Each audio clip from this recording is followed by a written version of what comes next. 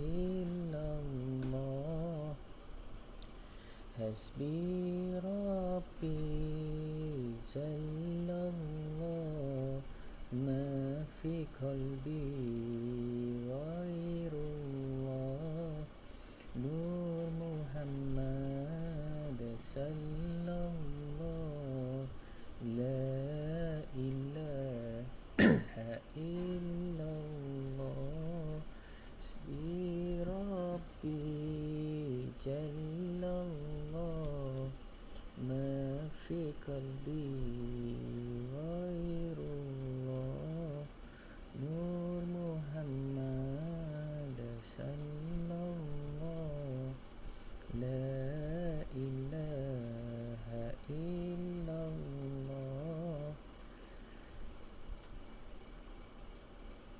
Bismillahirrahmanirrahim. Assalamualaikum warahmatullahi wabarakatuh. Alhamdulillah, apa khabar hari ini tuan-tuan dan puan-puan sekalian? Kita bersama lagi hari ini insya-Allah dalam pembacaan buku Ikon Rijal tulisan Dr. Umar Muhammad Nur. Dan hari ini alhamdulillah kita berada pada ikon yang ke-8, iaitu seorang ulama yang bernama Ibrahim Al-Harbi, dengan tajuk kecilnya iaitu Jangan Mengeluh. InsyaAllah kita akan sama-sama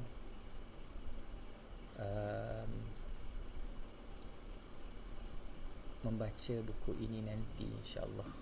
Baik, sebelum saya bermula, untuk pengetahuan, hari ini adalah 7 hari bulan April 2020 Masehi, dan hari ini juga adalah bersamaan dengan 13 Syaban 1441 Hijrah.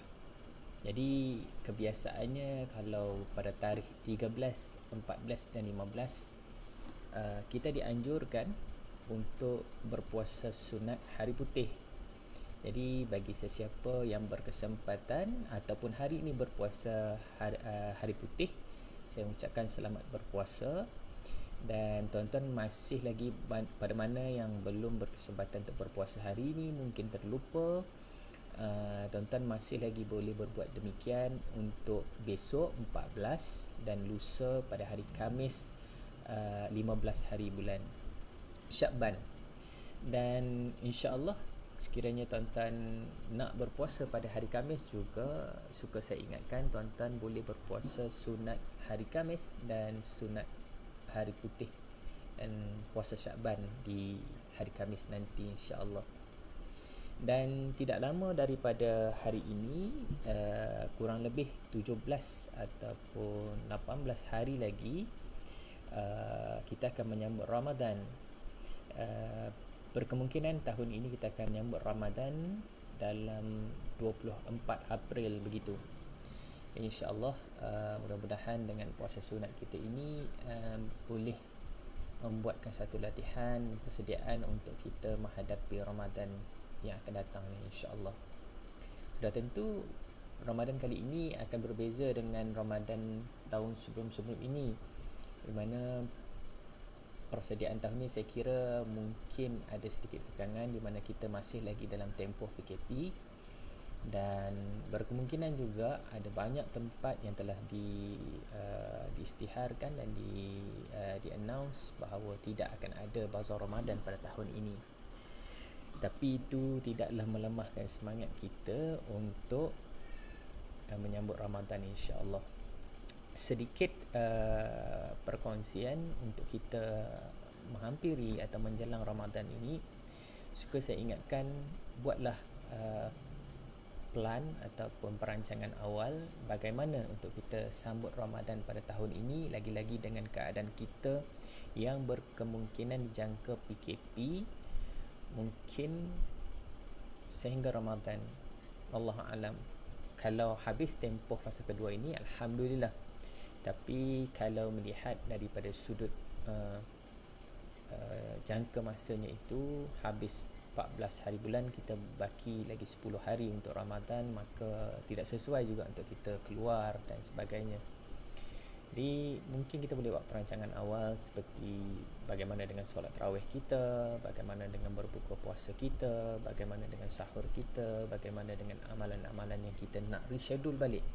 Antara contoh, kalau dulu kita Ramadan mungkin kita bertadarus di surau atau masjid, tapi mungkin tahun ini terkekang, jadi perlu ada perancangan awal, insya-Allah. Jadi cukup setakat itu untuk sembang-sembang kita, dan kita teruskan pembacaan kita dengan ikon yang ke-8 pada hari ini, insya-Allah. Ikon 8, Ibrahim Al-Harbi. Jangan suka mengeluh. Kali ini saya ingin bercerita tentang Ibrahim bin Ishaq Al-Harbi. Beliau seorang ulama salaf yang pakar dalam bidang hadis dan fiqh, juga sangat zuhud dan soleh. Beliau adalah murid kanan Imam Ahmad bin Hanbal. Majlis ilmu beliau selalu dipenuhi oleh ribuan pelajar. Berkenaan dengan beliau, Imam Al-Darqutni berkata, Imam penulis alim dalam semua ilmu. Beliau selalu disamakan dengan Ahmad bin Hanbal dalam sifat zuhud, wara' dan ilmunya. Sejak kecil, Ibrahim Al-Harbi hidup dalam kemiskinan. Keadaan ini berterusan sehingga beliau meninggal dunia. Sebelum beliau mencapai usia balik, ayahnya telah meninggal dunia. Beliau lalu tinggal bersama ibu dan kakak perempuannya. Selepas menikah, dia dikurniakan 2 orang anak perempuan. Meskipun hidup serba kekurangan, beliau tidak pernah mengeluh. Semua masalah dihadapi dengan tabah dan sabar. Beliau tidak suka menyusahkan ahli keluarganya, apalagi mengeluhkan keadaannya kepada orang lain. Bagi beliau, seorang lelaki mesti berani menanggung sendiri permasalahannya. Beliau berkata, aku tidak pernah mengeluh kepada ibu, kakak, isteri ataupun anak perempuanku jika sakit demam. Laki-laki sejati merahsiakan kesusahannya seorang diri dan tidak suka menyusahkan orang lain.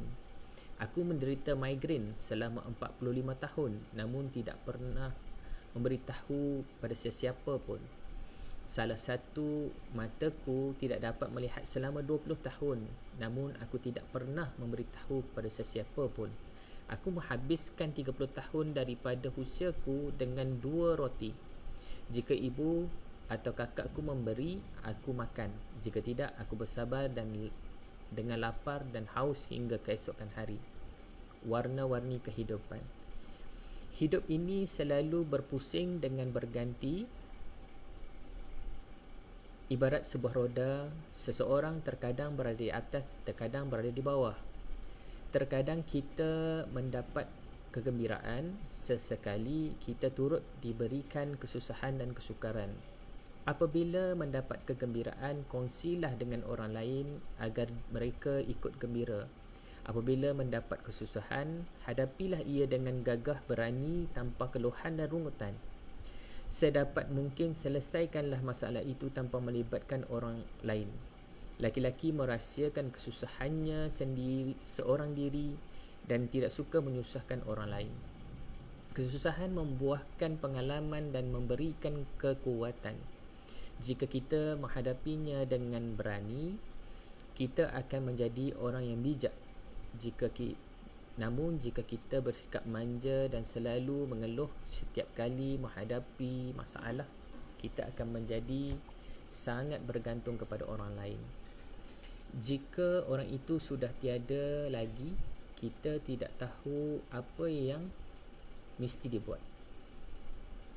Ada banyak cara yang boleh dilakukan untuk meringankan kesusahan. Salah satunya ialah dengan meyakini bahawa musibah dan kesusahan akan menggugurkan dosa. Kerunsingan dan kebimbangan akan membuat kita lebih dekat kepada Allah. Rasulullah sallallahu alaihi wasallam bersabda, tidaklah seseorang Muslim tertimpa keperihan, kepenatan, kesakitan, kesedihan dan termasuk kerisauan melainkan Allah akan menggugurkan dengannya dosa-dosanya. Al-Bukhari dan Muslim. Berkenaan dengan sifat tidak suka mengeluh, terdapat sebuah hadis qudsi yang memuji Rasulullah bersabda, Allah berfirman, jika aku menimpakan musibah kepada hamba yang mukmin, lalu dia tidak mengeluhkanku kepada orang yang menziarahinya, aku akan lepaskan ikatanku, lalu aku akan menggantikan untuknya daging yang lebih baik daripada dagingnya, darah yang lebih baik daripada darahnya, lalu dia akan memulakan amal yang baru. Al-Hakim. Mengeluh hanya kepada Allah. Mengapa tidak digalakkan mengeluh? Sebab kebanyakan manusia tidak suka mendengar keluhan. Mereka sangat berat mendengar keluhan orang lain sebab mereka sendiri menanggung banyak masalah. Jika kita mengeluh kepada seseorang, biasanya orang itu mengeluhkan kembali masalahnya kepada kita. Sangat jarang saya menjumpai orang yang suka mendengar lalu membantu menyelesaikan masalah kita. Justru mengeluh kepada manusia tidak membawa manfaat. Jika anda ingin mengeluh, mengeluhlah kepada Allah. Luahkan semua masalah kepada Allah. Luahkan semua masalah anda kepadanya. Merayu dan meminta kepadanya sepuas hati anda. Keluhan itu akan didengar dan diperhatikan. Tidak seperti manusia, Allah suka mendengar keluhan manusia dan membantu menyelesaikannya. Lihatlah Nabi Yaqub. Apabila tertimpa musibah kehilangan anaknya, baginda berkata, aku mengeluhkan masalah dan kesedihanku hanya kepada Allah. Surah Yusuf ayat 86. Siapa yang mengeluh kepada Allah tidak akan kecewa. Siapa yang mengharap kepadanya tidak akan hampa. Tuhan kita Maha Pengasih lagi Maha Penyayang. Dia selalu bersedia menyambut kedatangan kita. Berbanding memperbanyakkan keluhan, lebih baik banyakkan istighfar, permintaan ampun kepada Allah. Istighfar dapat membantu kita keluar daripada masalah.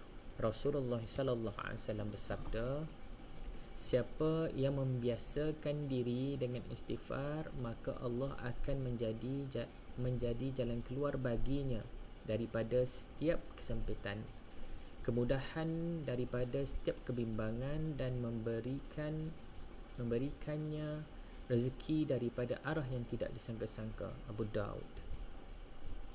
Meminta bantuan. Larangan mengeluh bukan bermakna kita tak boleh minta bantuan. Mintalah bantuan, namun jangan mengeluh. Mencari bantuan adalah usaha mencari penyelesaian dan memperbaiki keadaan. Mengeluh adalah ucapan yang menyalahkan takdir dan keadaan. Meminta bantuan sebuah tindakan positif, sedangkan mengeluh adalah tindakan negatif. Dalam meminta bantuan tetap gantung harapan hanya kepada Allah. Jika orang yang diminta bantuannya menolak atau enggan membantu, kita masih ada Allah.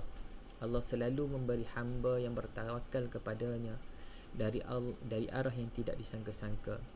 Mintalah pertolongan daripada siapa yang anda kehendaki, namun hati tetap berharap kepadanya, iaitu Allah. Wallahu a'lam. Alhamdulillah, hari ini kita berkenalan tuan-tuan, ikon ke-8 Ibrahim Al-Harbi. Apa yang kita belajar daripada ulama tokoh besar salaf ini adalah seorang pakar hadis dan fiqh, dan dia juga sangat zuhud dan soleh. Beliau adalah murid kanan kepada Imam Ahmad bin Hanbal, dan majlis ilmu beliau selalu dihadiri oleh ribuan pelajar. Imam Daruqutni mengatakan bahawa Imam Ibrahim Al-Harbi adalah seorang penulis alim dalam semua ilmu. Tadi kalau kita sebut ekspertisnya dalam hadis dan fiqh, tapi nyuluh. Dan sejak kecil Ibrahim Al-Harbi hidup dalam kemiskinan, dan dia tidak suka menyusahkan orang. Katanya lelaki sejati akan merahsiakan kesusahan. Dia pernah migraine selama 45 tahun. Dia tidak boleh melihat selama 20 tahun. Dan dia pernah menghabiskan 2 roti dalam masa 30 tahun. Jadi, dan Allah sangat memuji orang yang tidak mengeluh. Dalam sabda Nabi dan ada juga hadis qudsi, Allah memuji orang yang tidak mengeluh, dan Allah membantu hamba-hambanya yang tidak mengeluh. Malah Allah menjadikan setiap perkara yang dia tidak mengeluh itu sebagai satu amal yang baik, insya-Allah. Jadi saya kira itu sahaja. InsyaAllah besok kita akan masuk kepada ikon yang ke-9, iaitu Imam An-Nasa'i. Biasa dengar Imam An-Nasa'i. Biasa kita baca riwayat-riwayat hadis, ada juga yang diriwayatkan oleh Imam An-Nasa'i dalam tajuk Umat Perlukan Bimbingan. Jadi saya kira ini adalah imam yang selalu kita dengar namanya, tapi berkemungkinan kita tidak pernah tahu latar belakang imam ini. Jadi esok kita akan berkenalan dengan seorang tokoh yang hebat ni, insya-Allah. Ala kulli hal, saya ucapkan terima kasih kepada yang sudi menonton. Teruskan berpuasa, teruskan membuat kerja-kerja yang baik, seperti patuh pada arahan PKP kita, perintah kawalan pergerakan kita. Dan di kesempatan ini teruskan berdoa tuan-tuan agar negara kita, seluruh rakyat di dunia ini terhindar daripada segala wabak dan penyakit, insya-Allah. Saya ucapkan terima kasih, dan saya mohon jasa baik tuan-tuan untuk berkongsi, like dan share, subscribe kepada page kami Facebook dan YouTube Minda Akhirat, insya-Allah. Cukup sekadar itu sahaja. Kita jumpa lagi di siaran yang akan datang, insya-Allah. Assalamualaikum warahmatullahi wabarakatuh.